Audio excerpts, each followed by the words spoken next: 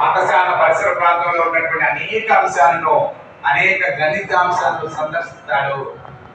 దేవాలయాలు సందర్శిస్తాడు, మ్యూజియాలు సందర్శిస్తాడు, క్లబ్లను సందర్శిస్తాడు, ధవళేశ్వరం ఆనకట్టను సందర్శిస్తాడు, డ్యాములను సందర్శిస్తాడు, సైన్స్ సెంటర్ సందర్శిస్తాడు, మ్యాథ్స్ సెంటర్ సందర్శిస్తాడు. దట్ ఈస్ కాల్డ్ సందర్శన, visit and visit. So the student visit the lot of science and maths related ప్రదేశాలను సందర్శించాడు.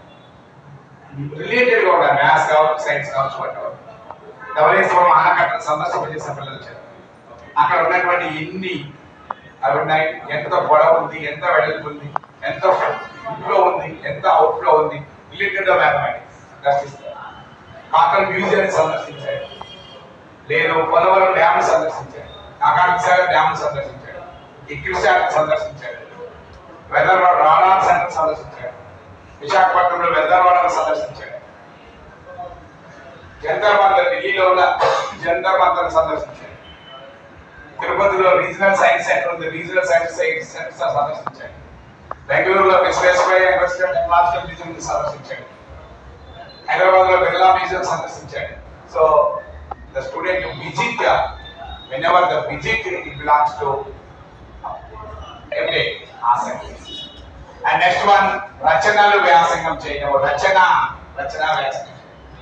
సార్ రచనా వ్యాసంగం అంటే ఏంటంటే పిల్లలు పుస్తకాలకు వ్యాసాలు రాస్తారు, పత్రికలకు వ్యాసాలు రాస్తారు, మ్యాగజైన్లకు వ్యాసాలు రాస్తారు, పత్రికలకు వ్యాసాలు రాస్తారు.